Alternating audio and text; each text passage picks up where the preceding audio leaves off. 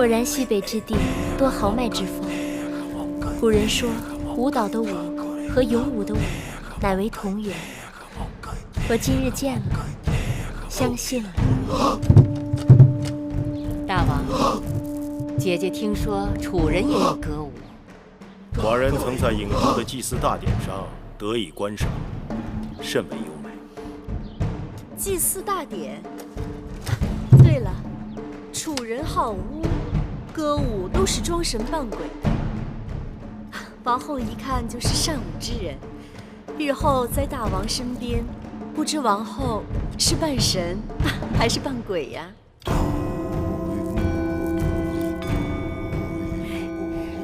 据我所知，秦人也是敬重鬼神的。楚人好巫，招魂驱鬼，祈福攘灾，但怕就怕有一种巫，扮人扮鬼，非神非鬼，平时装的清白无辜，一不留神他就会出来兴风作浪。魏夫人在秦宫多年，定见过这种巫吧？你越这么说，妾身可就摸不着头脑了。魏夫人聪明，慢慢想就知道了。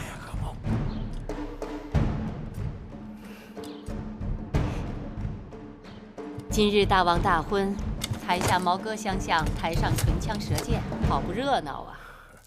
让姐姐看笑话了。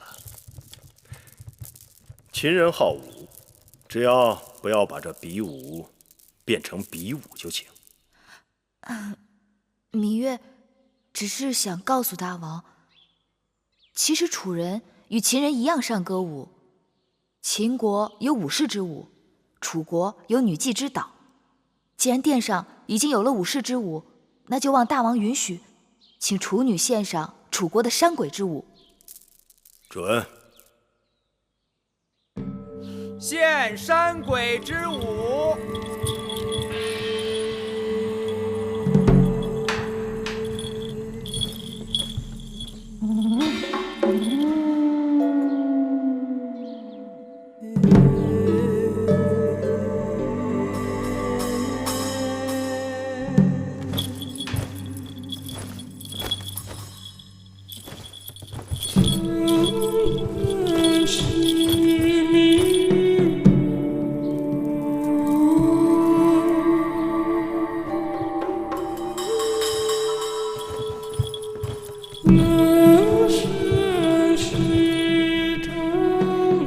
大王，请用酒。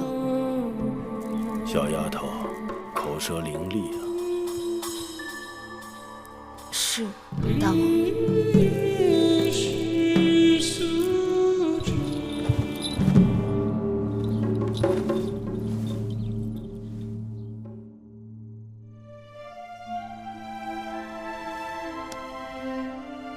桃之夭夭，灼灼其华；之子于归，宜其室家。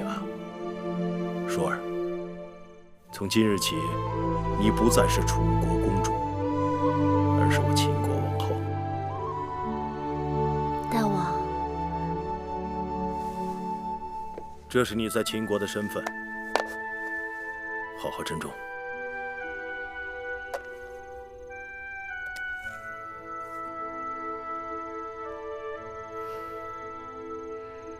大王恕罪，除了这玉玺，臣妾还有一物，看得更为珍重。是什么？是大王对臣妾的真心。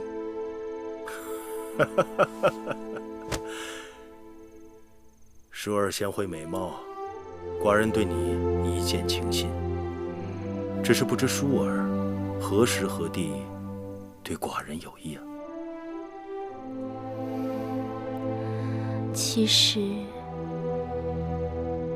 实那日在东市，歹人行凶，大王拔刀相助，臣妾便把心交给了大王。既然如此，寡人定不负你。你新入宫，本该住交房殿，但那里自先王后去世，已久无人居住，需要整修，所以暂且在清凉殿住一阵子。此刻，寡人有几句话你要记住，你是楚国娇养的公主，嫁到我秦国，却比不得楚国奢华。你身为王后，要为秦国女子的表率贤惠克己。你嫁到我秦国，便是秦国之人，要事事以秦国为重。你可能做到？夫君对我信任与倚重，我以重任，淑儿一定照夫君说的话去做。你刚到宫中，若有委屈，尽管告诉寡人，寡人定当为你做主。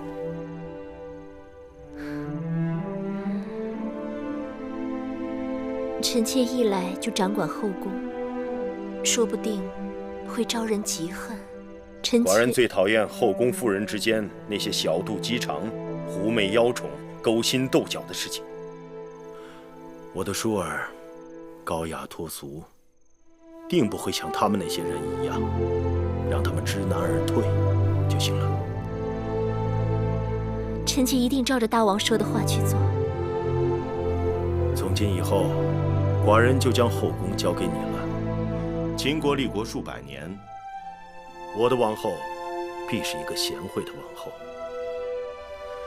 寡人淡漠色相，秦国的后宫一直都很清静。如今列国纷争，你死我活，朝堂上的事已经让寡人非常劳心。望淑儿能给寡人一个和睦的后宫，淑儿可能做到？臣妾定不让大王受后宫纷扰。寡人就知道，没有娶错王后。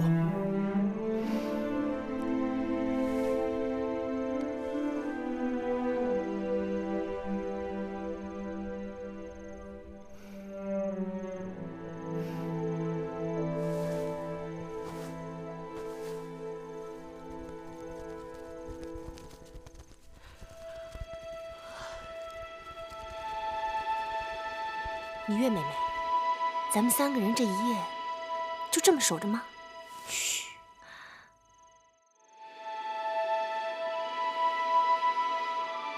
身为应女，头3日依礼法，都得这么在室外守着。反正就这3日，3日之后就由玳瑁、珍珠等贴身侍女打理了，忍忍吧。要不然咱们轮班吧，一个人先靠着板壁打个盹儿，另一个就守着，等到下半夜，咱们再换。好啊，那孟昭姐姐和芈月妹妹守前半夜，我守后半夜，如何啊？不用了，这前半夜都快过去了，景妹妹也没休息多久，就由你和芈月妹妹来守上半夜，下半夜由我来守吧。谁看不出你的心思？应女陪嫁守夜，不过是为着夫君兴致来了，可以随时释放。上半夜大王必是和王后欢好，到了下半夜，谁守夜谁得便宜。我看你就省省吧，咱们打个赌，这一夜我们3个都白守。大王是不会叫任何一个人进去服侍的。那可不一定。你说这话真不知羞耻。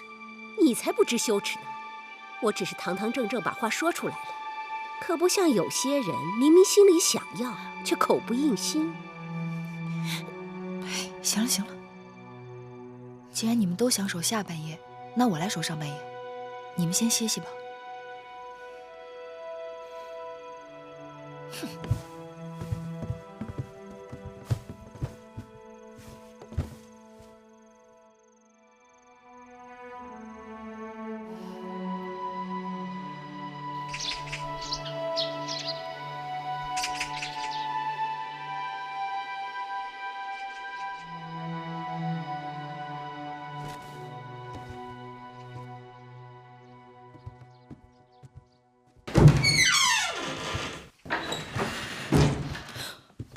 大王，大王您醒了。王后还在睡觉，别吵醒她。大王可要更衣洗漱？奴婢这就去叫人。不必了。母监，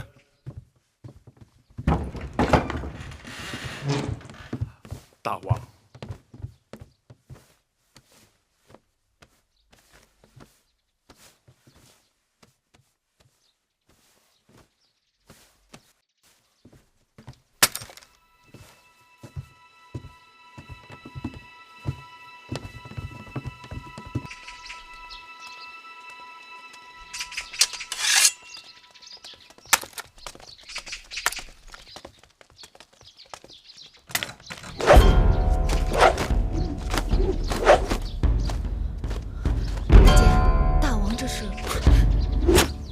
大王历来是4更起舞，5更上阵。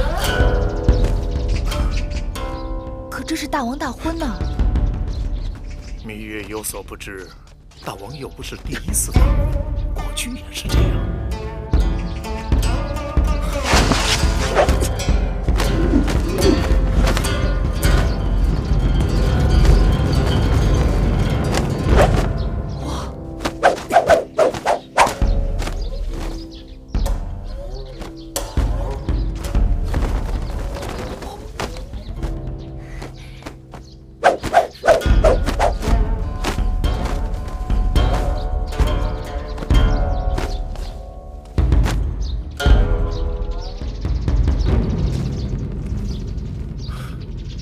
武坚，在。盾牌。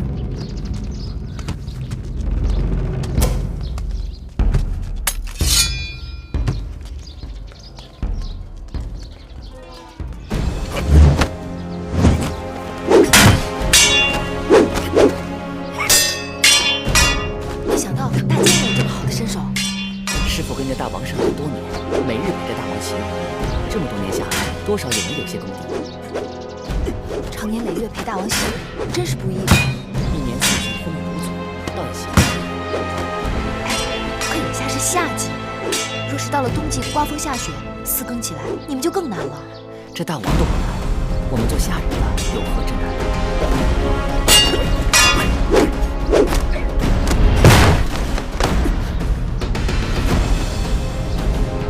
老奴僭越了，无妨，再来。是。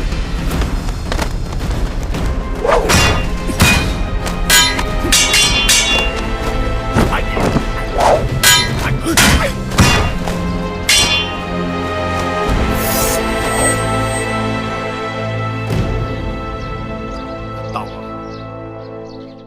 武坚，更衣。是。大王的武艺真是炉火纯青，让臣妾大开眼界。大王真是有万夫不当之勇，静如处子，勇如猛虎。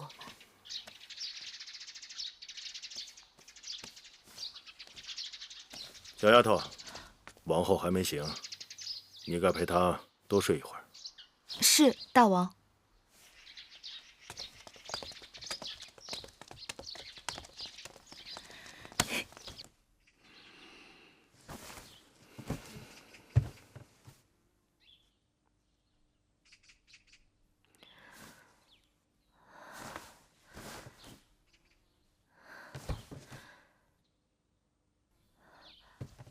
月儿，姐姐，姐姐，你起来了。妹妹，大王呢？大王去哪儿了？大王4更起床练剑，此刻去洗漱更衣了。那妹妹怎么不叫醒我？大王体贴，说让你多睡一会儿。来到咸阳，嫁入秦宫，按理说我该心满意足，但我心里却更是七上八下的。昨日本想与大王说及武关有人下毒之事，但显然大王不喜后宫有人明争暗斗，只好忍了下来。姐姐别急，以后日子还长着呢。唉，算了，不睡了。即使大王体贴我，但身为王后，更该服侍大王才是。你们快帮我洗漱更衣吧。是。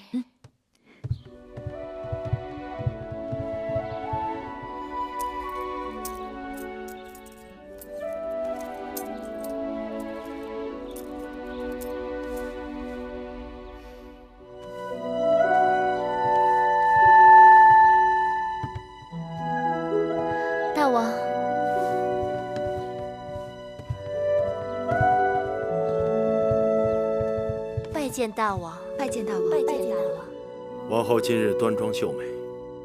大王，臣妾服侍大王用早膳。不必了，寡人还要去宣示殿处理政务。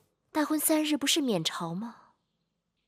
寡人只是去处理政务，午时会与你一同用膳，之后要去宗庙祭祖，过1日还要在后宫接受朝贺。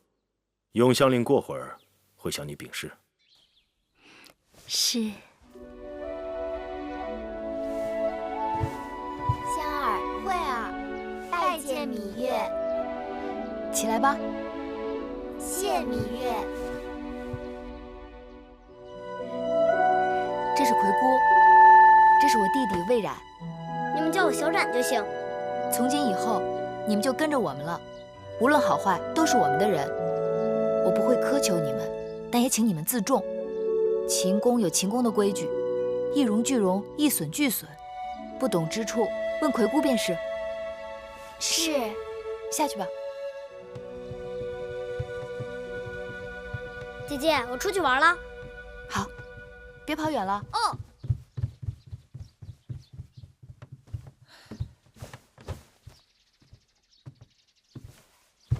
葵姑心里一定怪我。从楚国陪嫁过来的侍女还有不少，为何专挑这2个少不更事的来做贴身丫头？这次进秦宫，你定要选这个最偏远的小院子住。我由着你，你自小在宫里吃苦，不习惯人伺候，我也觉得人多口杂，手下够指派的就行。但这里是宫廷，你是楚国公主，身边人总该伶俐管用些。伶俐管用自然是好，忠厚老实更重要。年龄大的侍女都是被调教过的，这楚宫里面尔虞我诈大约学会了不少。所以我挑人只要一条，就是心里头干净。做事情拙我可以教他，但做人拙你是教不好的。说是朝贺新王后，但魏夫人他们肯定是有备而来。妹妹查了查，这前朝后宫简直就是魏国人的天下。魏夫人是先王后的妹妹，魏少氏又是魏夫人的族妹，大王的长子公子嬴华是魏夫人的独子，连那大良造公孙衍也是魏国人。妹妹快把那些有封号的嫔妃都跟我说说。听说大王素不好色，宫中嫔妃不是先公所赐，就是与先王后大婚时的应女和各国送的美人。唐夫人资历最老，大王少年时就跟着大王了。大王登基之前与魏国联姻，魏夫人随着先王后嫁到了秦国。大王登基后不久，魏王又把樊少氏和魏少氏送给了大王。另外，魏良人、国美人分别是东周公和西周公所送，除了病故的和犯了宫规被夺了位分的，宫中有封号的也就这些了。外人都传，眼下大王最宠爱的是樊少氏和魏少氏。樊少氏也是刚刚有了身孕。这些人之中，也不知道他们对我们都是什么心思。眼下不管他们千条妙计，姐姐只守一定之规。赏赐的东西我有准备，姑姑，去把那东西拿来。是。珍珠。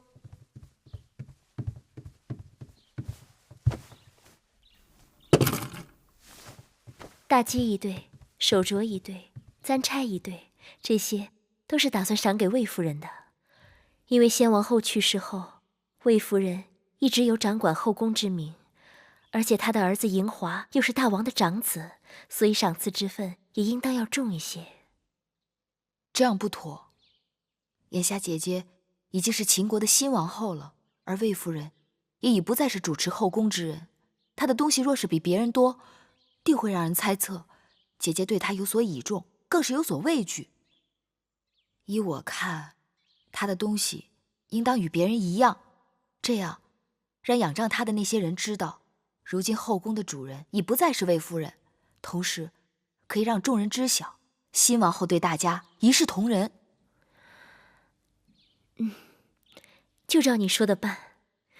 珍珠，按照赏赐的人数，到我的嫁妆中挑选出来，1人1份，全都一样。是。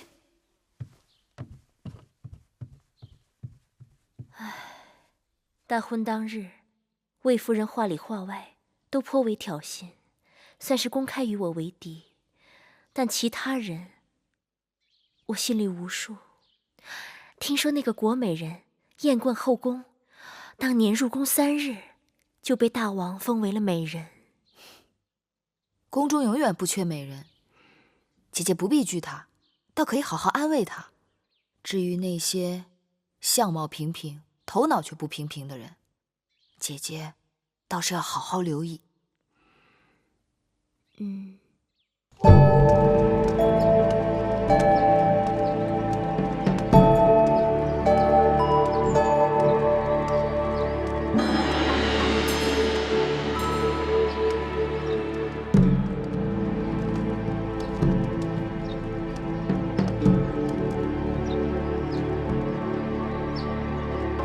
臣妾拜见新王后。各位姐姐免礼。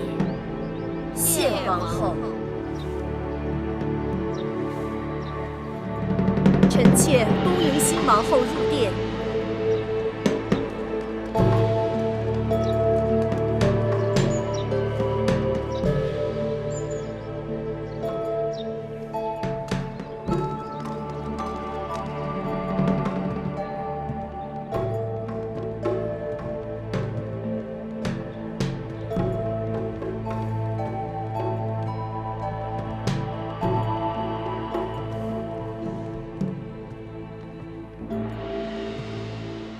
这交房殿雄宏巍峨，但这陈设未免过于简朴了。这殿里的一草一木，都是当年我姐姐先王后亲手安顿的。我姐姐，就是先王后去了以后，这里的一切都是按照她在世时的摆设，丝毫没有改变。就连每日熏的香，都是她最喜欢的千蕊香。今日新王后在这儿，臣妾恍惚觉得我姐姐并没有离去。据说，当年我姐姐出入宫受朝拜，穿的也是同样的敌衣，站在同样的位置上。唉，真是物是人非，让人唏嘘不已呀。魏夫人定是糊涂了。今日本该魏夫人带领后宫众人朝拜新王后，但魏夫人好像打算带着众人祭祀你那过世的姐姐。哎呦，罪过罪过！芈月不提醒，臣妾还真是差点忘了自己的本分，竟说些不着边际的话了。这时辰是该臣妾率众姐妹拜见新王后了。那好，今日初见几位姐姐，不知该如何称呼。魏夫人昔日主持后宫，那就由你来引荐吧。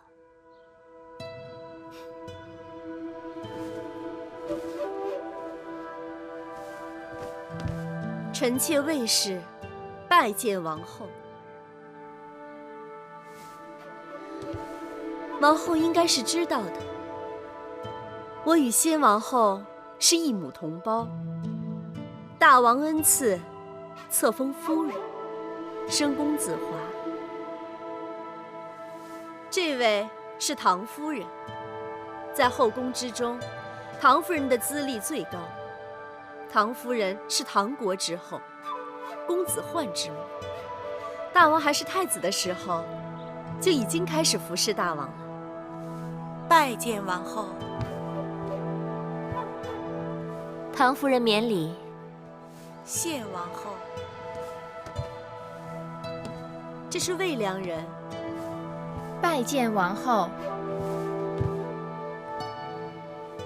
免礼。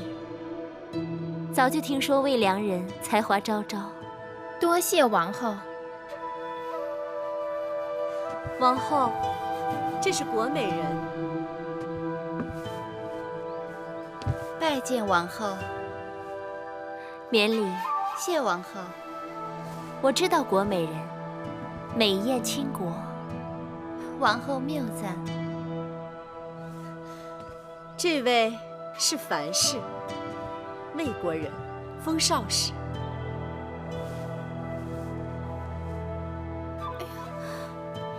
樊少使，快快免礼。你既然有身孕，从今以后见到我，不必再那么多繁文缛节的。谢王后。这位是我的族妹，魏少使。拜见王后。免礼。谢王后。魏国果然出美人。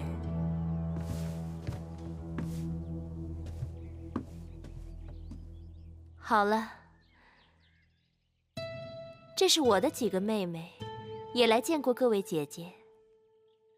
这是芈月，是我同父的妹妹。王后的亲妹子才是人才出众呢，我们姐妹都领教过了。这是孟昭氏，是楚国令尹昭阳的亲侄女儿。这是景氏，她的族兄就是景差。景差善赋，列国皆知。玳瑁姑姑，把东西端上来。是。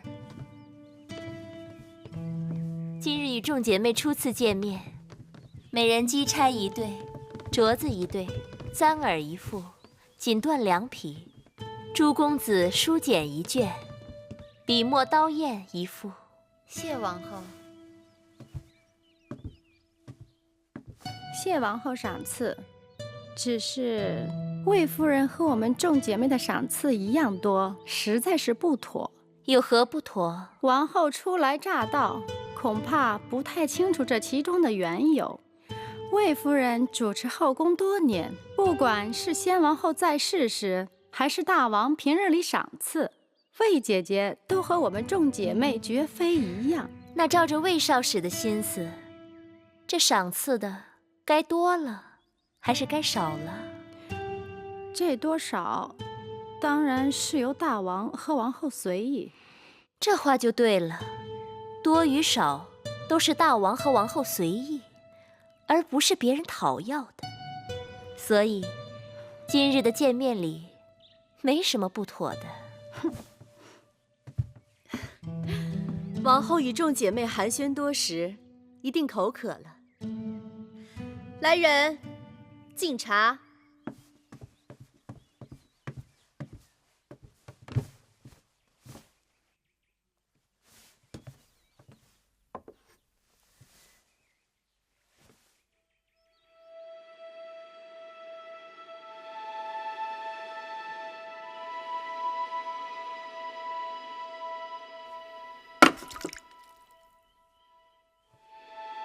哟，王后怎么不喝呀？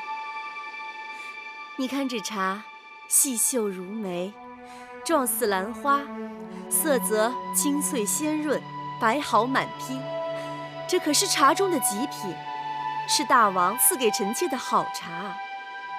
王后不喜茶水过烫，何况好茶要配好茶具才妥当。芈月当心，这是先王后最喜欢的茶碗，就剩下这么一对了。哎呀，芈月，这可是先王后的遗物，芈月此举冒犯故人，大为不敬。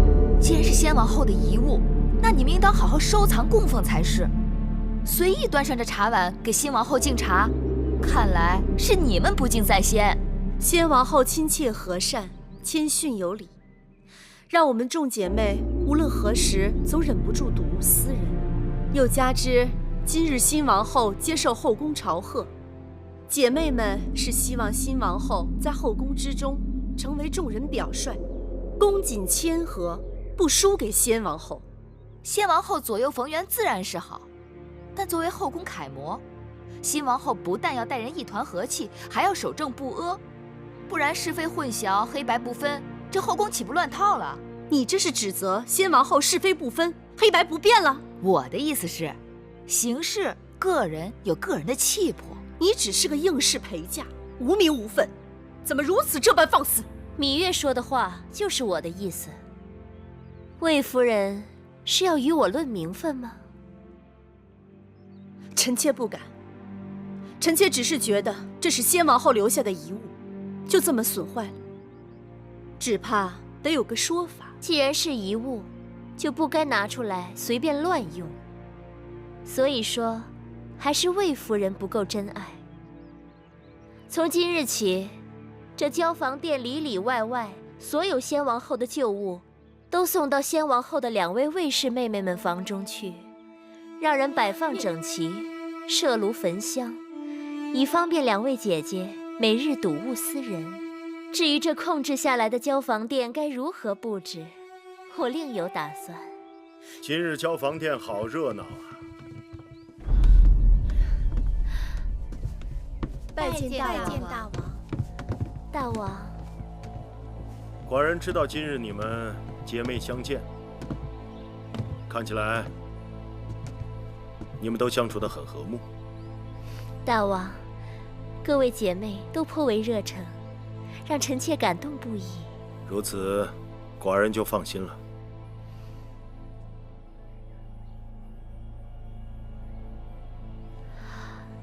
大王，2位卫士姐姐向臣妾述说了他们对先王后的思念之情，臣妾想请大王恩准，将这交房殿先王后所遗留下来的东西，都赐给2位姐姐保管。这交房殿久无人居，臣妾想重新整修布置一番，也让大王看个新鲜。你是寡人的王后，这些许小事，你自己做主便是。是，大王这么说，臣妾就安心了。妹妹真是令我刮目相看。今日若不是靠妹妹的才智，很难打下卫氏姐妹的气焰。其实她们并不惧怕我一个小小应试，能让她们低头的，还不是因为姐姐的位分。大王想要一个清静的后宫，我也并非妒忌之人，容不得大王与别的女人亲近。我只是厌恶那些想要算计我的人罢了。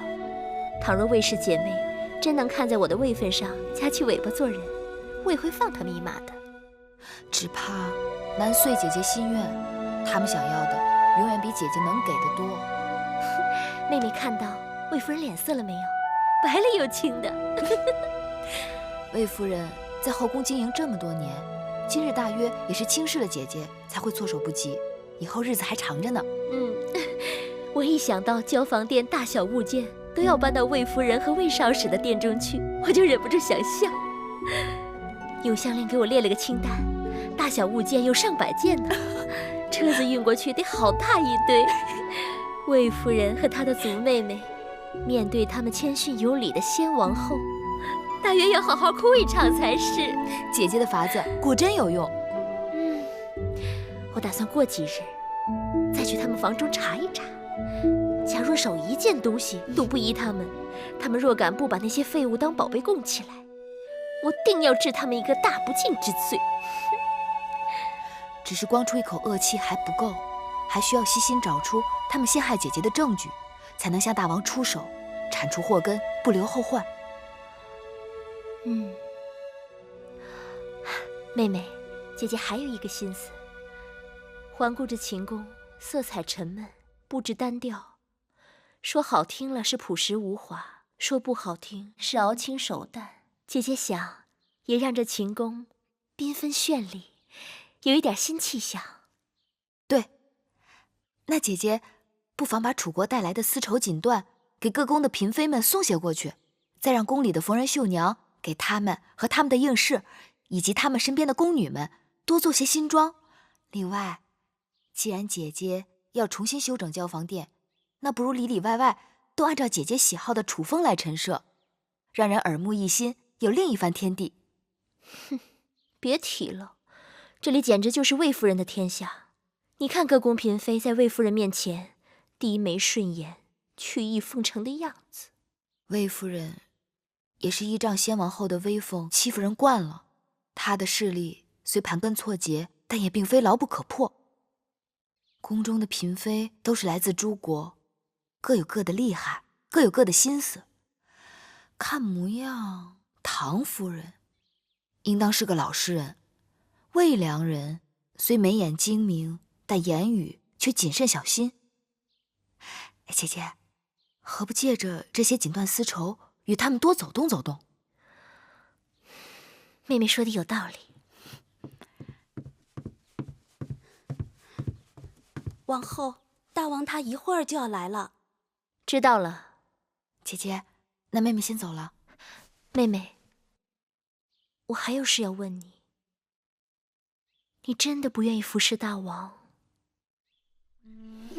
姐姐一定知道，庄子曾经说过一个故事。楚国有一只神龟，已死3000年。楚王以锦缎竹匣藏神龟于庙堂之上。你说对于这只神龟来讲，它是宁愿死后留下骨头让人珍藏，还是宁愿快乐地活在烂泥里？妹妹胸无大志，只想做一只泥土中的乌龟。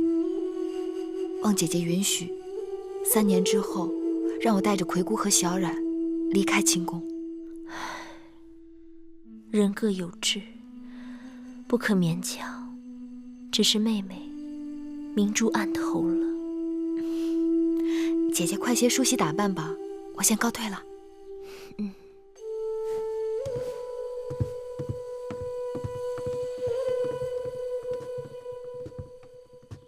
王后，今日的情形，奴婢在一旁都看见了。王后的确是赢了一局，可那个芈月的风头，简直盖过了王后。你也该看到了，当时除了月儿，无人能帮我。月儿不争宠，不要名分，你还要她如何？奴婢多嘴了，王后息怒。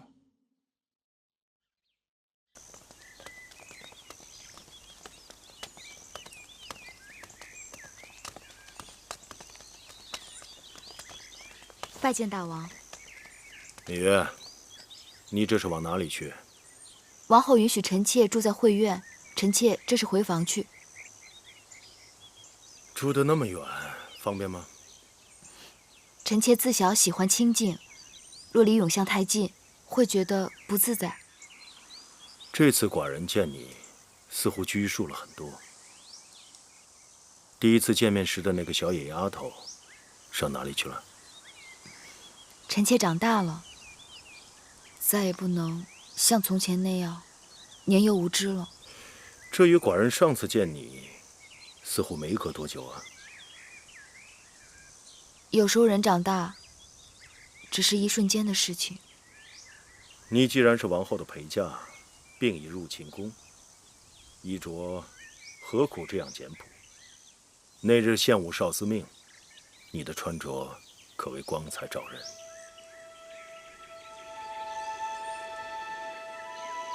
大王该知，士为知己者死，女为悦己者容。皇公子虽不幸故去，但秦国还有许多好男儿。世上悦己容易，可知己难。说的也有道理。大王请。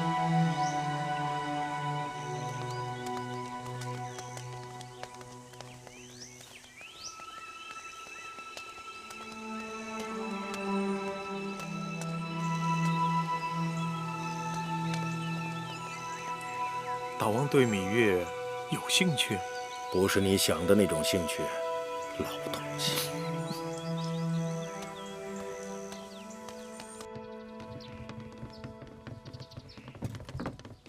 哎，别再往正殿里搬了，店里都已经放不下了。那放哪里啊？这些都是什么东西？拿去当劈柴烧都没人要。大王的旨意，凡是先王后遗留下来的物品，都要由魏夫人和魏少使小心保管。你不必跟他说了，他也是听差办事。去吧，放到偏殿的库房里。是，都搬到库房里去。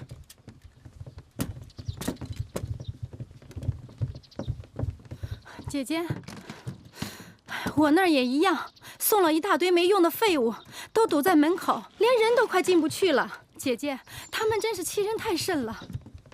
是我们自己小觑了对手，作茧自缚。姐姐，那眼下咱们该怎么办呀？我让你叫的各宫嫔妃呢？我都叫了，他们一会儿就过来。哎呀，这都什么呀？你们看，你们看看，那几个处女真是太无礼了。姐妹们，我们可不能就这么忍气吞声的过去了。真是的，哎，我倒也罢了，谁叫我过去主持后宫呢？新王后不拿我立威，拿谁立威呀？倒是各位姐妹们，好心与王后亲近，却平白叫人羞辱了一场。可不是嘛，还不仅仅是王后，就连一个没名没分的应女，竟然都骑在我们头上，简直是无法无天。别的不说，我对各位姐妹可从来都是一视同仁的。这2日大家都看到了，往后这后宫之中，只怕处女当道，我们姐妹连站的地方都没有了。夫人说的有理，怎么能任他们这样欺辱我们？要让他知道，谁才是后宫之主。就是。唐姐姐，魏妹妹，樊少使，你们怎么不说话呀？我能说什么？她是王后，后宫只能她说了算。咱们认命吧。凭什么认命？不认命又怎么样？樊少使，你说该如何？夫人说了这么久，我还是没有明白夫人为何生气。近日也不知是怎么了，身子乏得很，觉好像总有睡不够似的。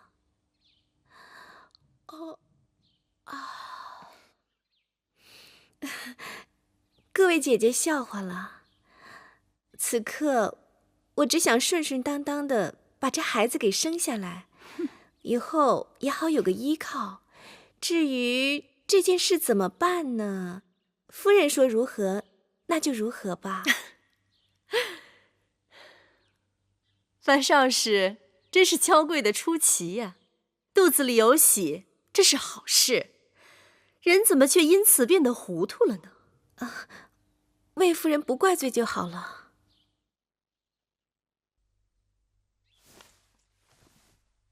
其实方才各位姐妹言重了，王后初来宫中，就算有什么不到的地方，我们也应当多提点着，才不负大王对我等姐妹的期望。哼，提点，明明是我们吃了亏，难道还要帮他？帮他也是帮自己，至于帮不帮，如何帮，还要看姐妹们各自的心思。哼，那照魏良人你的意思是要我们忍了？日后在这宫中，那我们岂不是要任人宰割了吗？刚才国美人和唐夫人也提到后宫谁做主，依我看，后宫是大王的后宫，自然只有大王做主。魏妹妹的意思是，姐姐想想，我说的话到底对还是不对？魏妹妹的话言之有理。来，给各位姐妹上茶。是。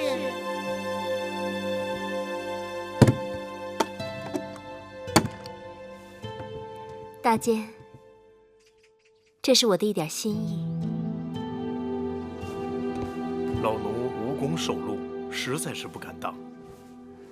大监客气了，您是大王身边的老人，照应大王多年，当然有功。那老奴就不客气了。我请您来，一是因为我从楚国带来了上好的茶叶，请您品一品；二是心中有些疑问，还望大监指点迷津。王后但说无妨。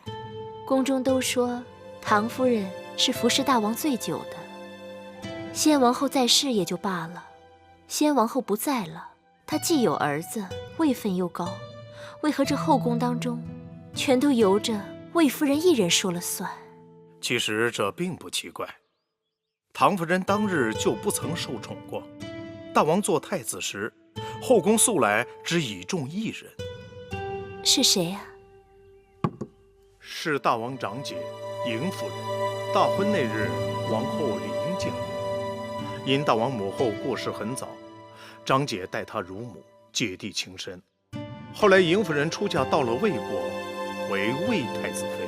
那年马陵之战，魏国被齐国重创，我大秦趁势出击，夺得了魏国河西的大片土地。那时战事的主要消息都是由嬴夫人传递回母国的。后来事情泄露，魏太子，也就是当今的魏王大怒，将嬴夫人休婚，并将她驱逐回了秦国。那再后来呢？嬴夫人就再也未嫁。她自己虽然未曾生育，却为大王抚养了大公主，并替大王掌管了后宫的一些事务。大王极其敬重她，就连先王后在世时都让她3分。先王后过世前，嬴夫人的身子就不似过去了。先王后过世后，因魏夫人是先王后的亲妹子，又有些长世之才，于是就名正言顺地掌管起后宫的事务。嬴夫人为此就搬到了大王赐给她的北郊行宫去住了。依大监看，我是否该抽时间去探望她？嬴夫人喜清静，不去也罢。哦，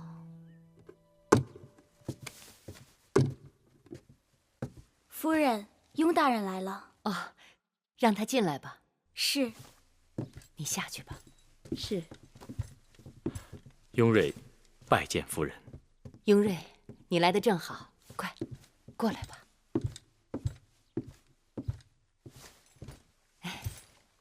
雍瑞，今年呀，我这梨子结得特别的好，一咬一口甜水儿，就是不耐放。我这正想着挑点大的给你送过去呢，你就来了。夫人，前一阵子大王大婚，宫里的事情实在是太多，我惦记着你，却又抽不出身来。你若是再不来呀，我真的要恼你了。所以夫人才要送礼给我。即便送梨，那也离不了。哎，洗洗再吃啊。雍瑞，有负夫人。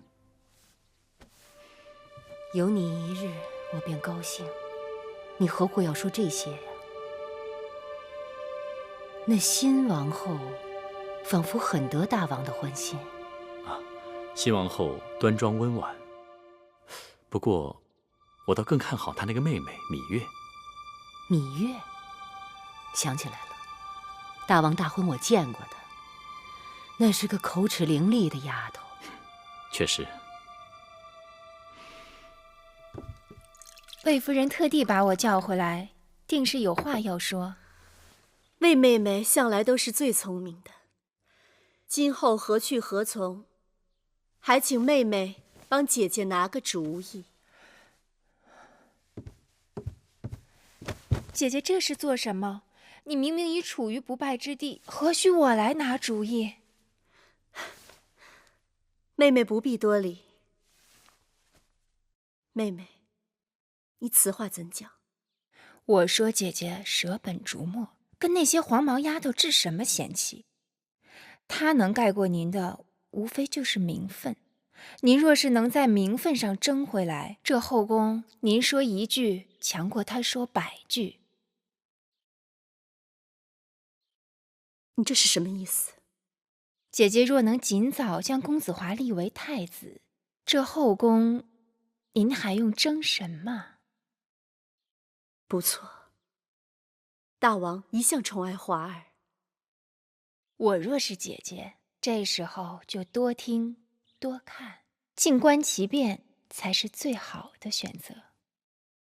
可是，大王明察秋毫，姐姐久掌公务，平平安安，从无差错。而新王后初入宫中，若有什么差池，大王以后会更看重谁？可是我就是咽不下这口气。大王要的是后宫风平浪静，谁扰了大王清静，大王就会嫌弃谁。姐姐真要对付他们，倒不如让他们以为姐姐甘心服输。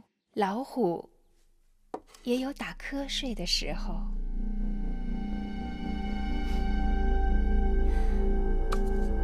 魏良人不愧是出身魏国，当真是有鬼谷子之才，得纵横心术啊！我这也是班门弄斧，大主意还要姐姐自己拿。夫人，彩绿，有话直说。夫人从来都对后宫的纠纷躲避三舍，今日为何要给魏夫人出主意？我们的母国在诸国当中最弱小，不仅要依附魏国，还要看其他强国的脸色行事。我在宫中同出一辙，既不能得罪魏夫人，还要看其他嫔妃的脸色。母国国君盼我能在大王面前说上话，父亲母亲盼我能在后宫左右逢源，真是难呐。可给魏夫人出主意，就会得罪了新王后啊。魏夫人向我讨主意，我怎能不敷衍她？新王后是不是得罪得起，还要看。再说，我给魏夫人出的主意也算不上任何主意，不是吗？是。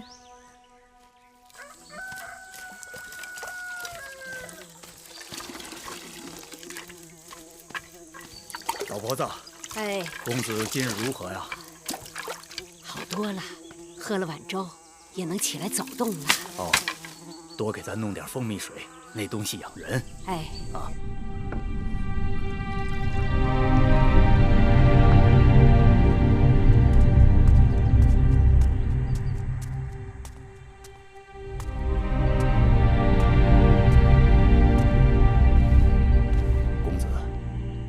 身体还未痊愈，应当躺着，喝碗蜂蜜水吧。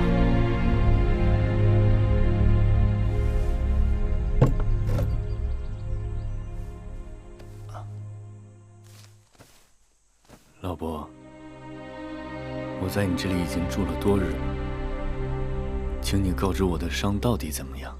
公子命大，虽然受了伤，但不致命。那我是如何伤的？在秦国的时候，我在河边遇到了你，你一身是血，身上有伤。后来啊，我把你背回了家，替你疗伤。我们养蜂人居无定所，我就带你到了这儿。那这是哪？这是魏国呀。魏国。哎，这兵荒马乱的，幸亏那日啊，你遇上了我。不然你早被野狼撕巴着吃了。老伯说在秦国救了我，那我应该是秦人。那我是谁呢？我姓谁名谁？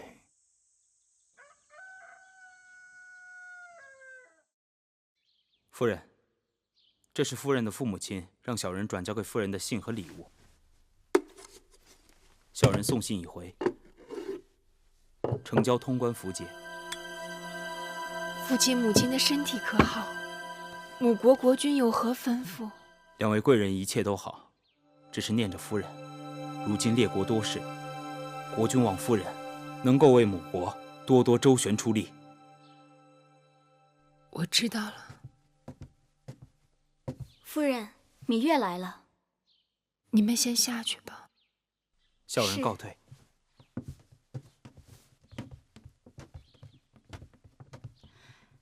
魏良人，芈月这是？王后精心挑选了一些楚国上等的绸缎，给姐姐送来做衣裳，也是想让姐妹们给宫中添些颜色。王后真是有心了，芈月快坐。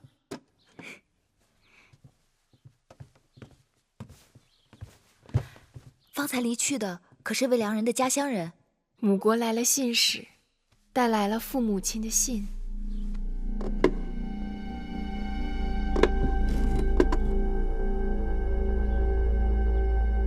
芈月，芈月，你怎么了？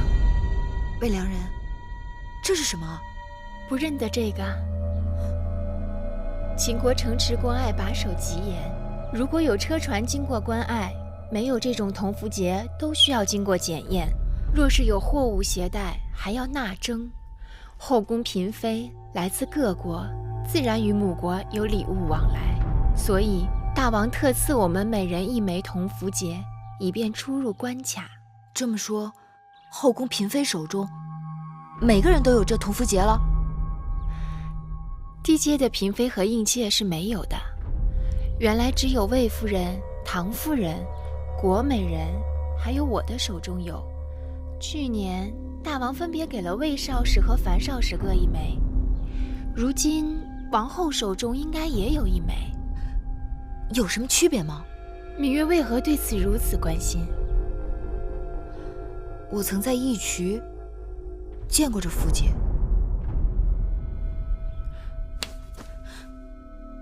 魏良人可愿教我，如何才能分辨出每个人手中铜符节之区别？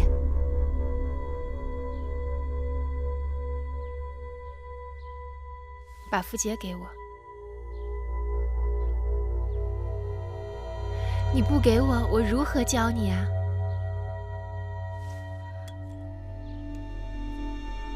芈月看清楚了吗？这个位置是一个魏字，是国名。芈月可记得你当初看到的铜符节这个位置上是一个什么字？我记不清了。芈月啊，这种事情你还是不要纠缠进去的好。为什么？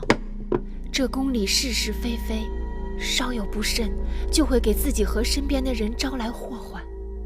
所以在这宫里久了，有许多事不能说也不能做，装聋作哑才能明哲保身。我明白魏良人的意思，我一向做事恩怨分明，绝不会牵连他人。看来你还是不明白我的意思。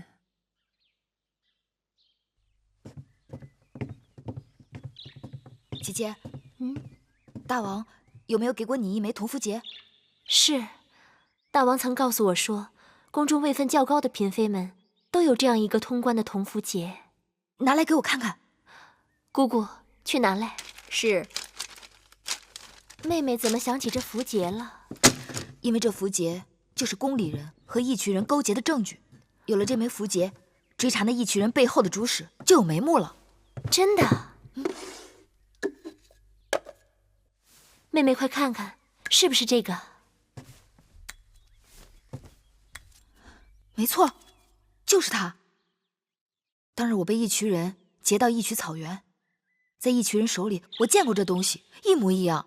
啊，有了证据就好了，你我可以直接去找大王陈情了。是。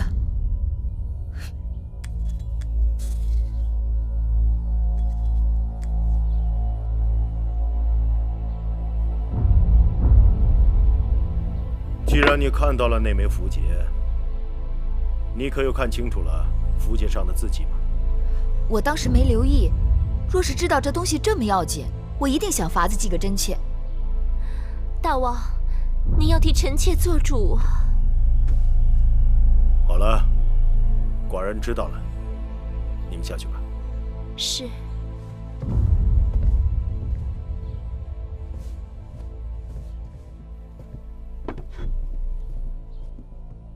义渠人手里竟然会有我大秦通关的符节，倒真让寡人心惊。大秦的符节绝不会在普通人手里，要么是重臣，要么是后宫嫔妃。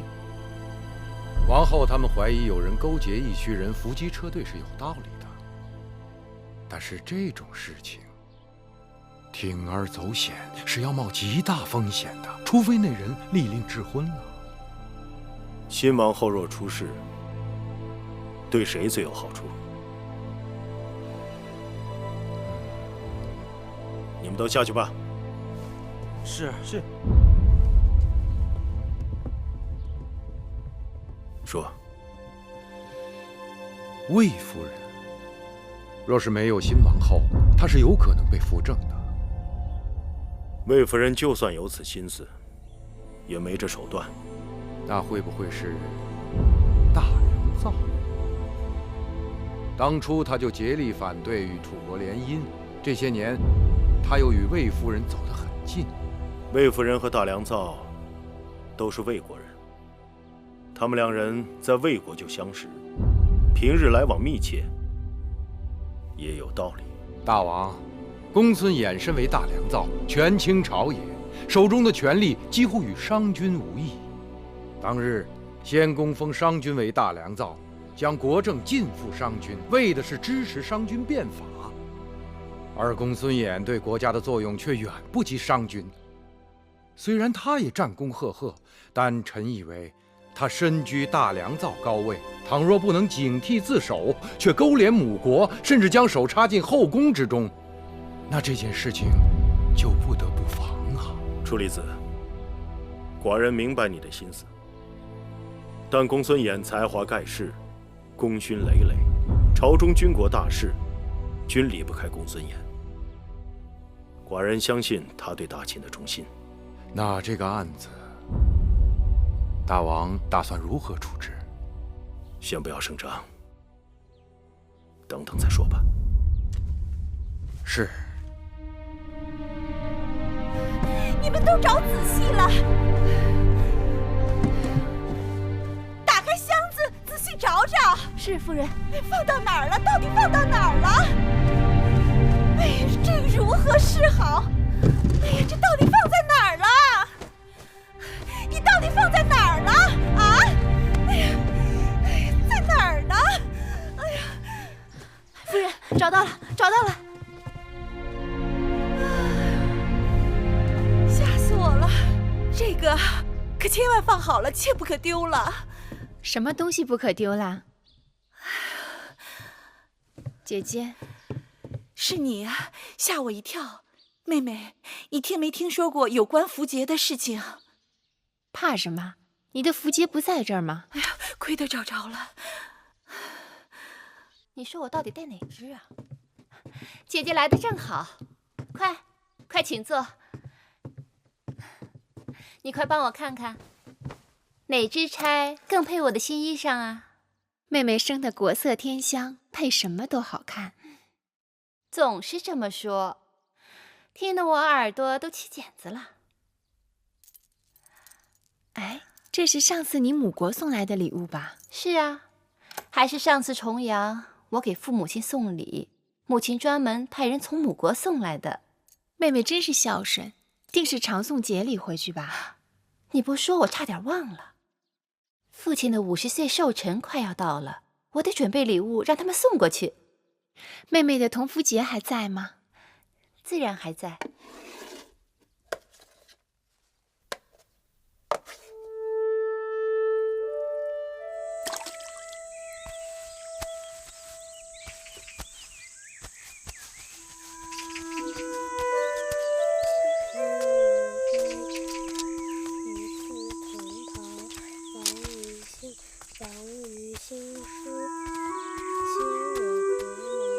背到哪儿了？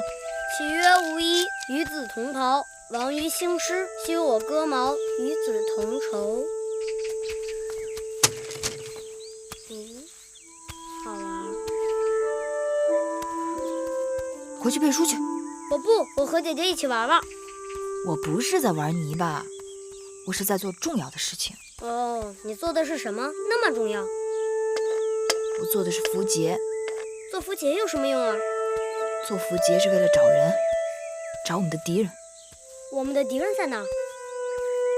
在这宫里，藏在看不见的地方。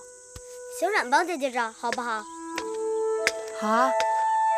不过姐姐先要考考你的功课。首先你要明白你刚刚背过的《无衣篇》的旨趣。这首诗讲的是什么？说的是秦人征战，兴王师，修戈矛，在战场上与战友们分享同一件衣裳，他们同心协力，一致对敌。请问魁姑在吗？你找他何事？我来找他借个绣样。哦，他在屋里呢。我也来弄一个。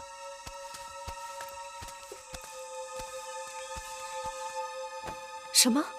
符节？是啊，姐姐，妹妹刚才听下面人说，芈月正在会院里做符节。她还没完没了了。姐姐，她拿泥巴做符节什么意思？估计她是想用这种方法回忆起符节上写的什么字。姐姐，那可怎么办呢？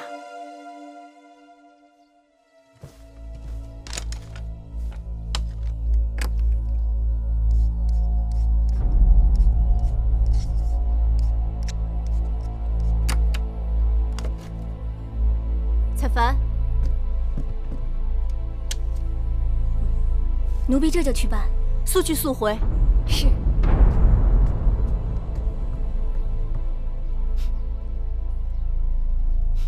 姐姐，你笑什么呀？你刚才跟我说，芈月她偷做符节。是啊，偷做符节这事儿，说大可大，说小可小，这可是个机会。姐姐的意思是？我美人不是让你去她那儿看她新做的衣裳吗？是啊，你何不即刻就去？妹妹明白。魏良人，大监。魏良人近日很忙啊。大监也没闲着。年纪大了，赶不上年轻的时候耳目那么灵光了。大监说笑了，这宫里的哪件事儿能瞒过大监的眼睛？哦，那魏良人倒要跟老奴说说一两件了。大监定是知道，宫里这些日不少人为那同福节睡不着觉呢。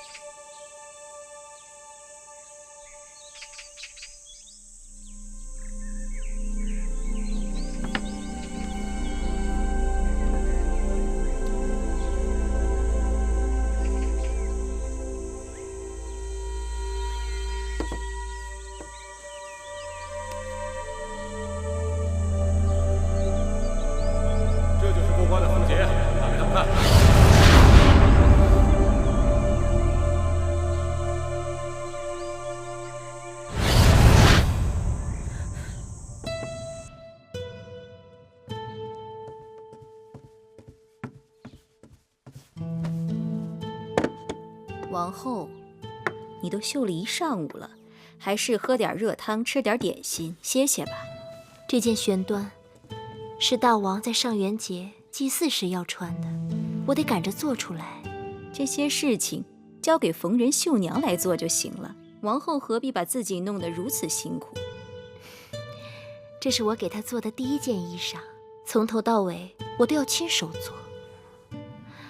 你说，她穿上这件衣裳，会不会记得我的心意？那是当然。王后，什么事啊？国美人来了。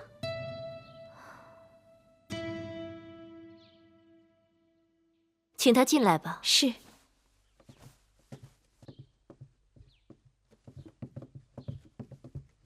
拜见王后。不必多礼。珍珠，赐座。是。不必了，王后。臣妾来这儿不是为了闲坐，而是为了帮助王后追查要案，整顿后宫纲纪的。哦，国美人请说。王后虽然刚刚开始主持后宫事务，但是宫中的规矩大约也是知晓。王后请看，这是何物？这是出入秦国城池和关隘的符节，进宫后大王也给了我一枚。那王后一定明白，朝廷符节在秦国宫中是顶要紧的东西，私自授受他人，便是砍头之罪。当然，若有人私自制造符节呢？那是大逆不道，形同谋反，要受车裂之刑。但臣妾听说，竟然有人在宫中偷偷制造符节。王后难道不该秉公查处，查获此人，并告知大王，严惩不贷？私作符节，此事重大，你可有证据？臣妾若没有证据，怎敢轻易登王后的门槛呢？那你拿证据来给我看一看。若要看证据，只好委屈王后跟臣妾走一趟了。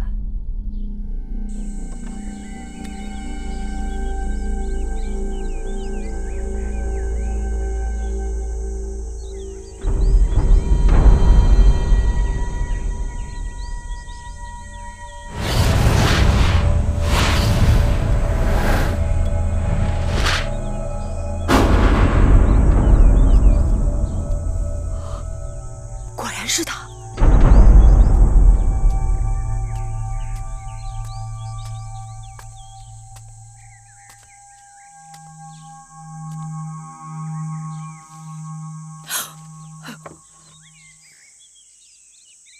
大监，能否告诉我，这是何物？这是符节。符节？符节是干什么用的？符节是君王所铸，赐予近臣，过关隘，可免业免征。依老奴看，你用这些泥巴捏的东西，非猪非羊，十分丑陋，怎么能说它是符节呢？当真是符节，只不过朝廷的符节是金铜所铸，我这是泥捏的，是用来找人的。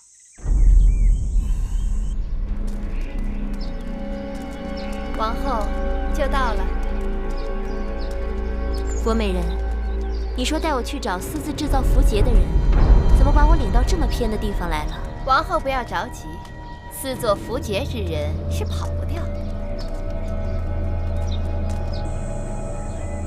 做的一点都不像，怎么拿他去找人呢？我也是无计可施，想试试，还真有用。什么用都没有。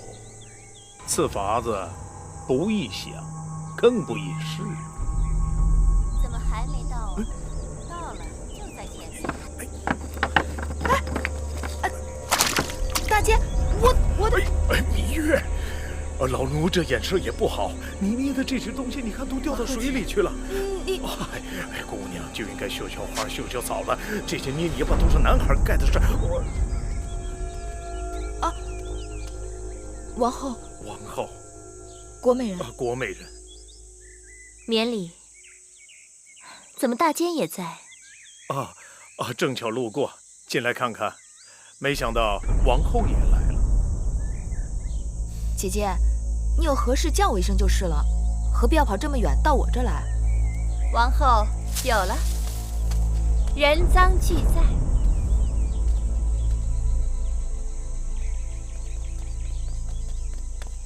这是我画的小鸭子，你别把它捏坏了。这怎么回事？什么怎么回事？臣妾的确听说芈月违反秦法，私作符节，这可是杀头之罪。把你手上的东西给我看。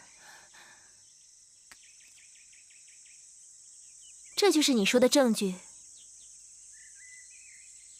这个就是芈月私自制造的符节？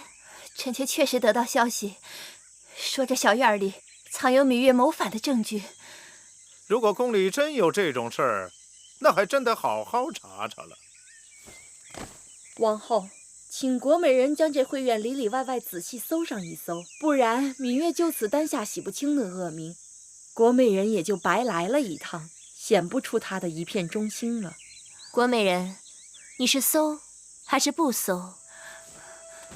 王后恕罪，此事臣妾大约是听作耳了。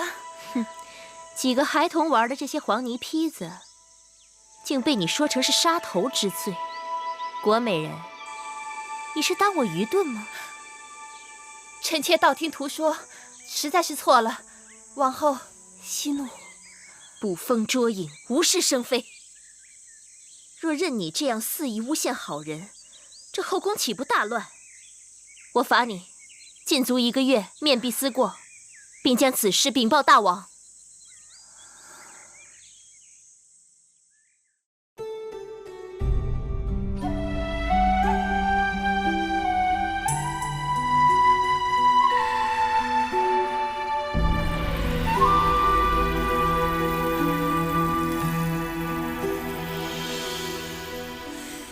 繁星如许，明月如初，前尘往事从何起数？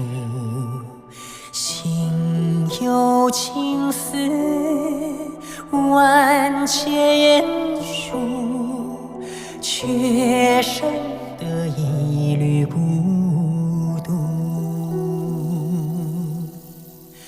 春花开谢，秋草又枯，盛衰荣辱，如何细数？你水暖，为谁寒？换不回一人入骨。尝尽悲欢离合人间苦，却怎么咫尺天涯陌路？去心诉，是一度，去情再相负。愿为你平静柔情傲骨，望尽相思红颜凋零处。我只愿与你朝朝暮暮，爱如心，恨如骨，生死在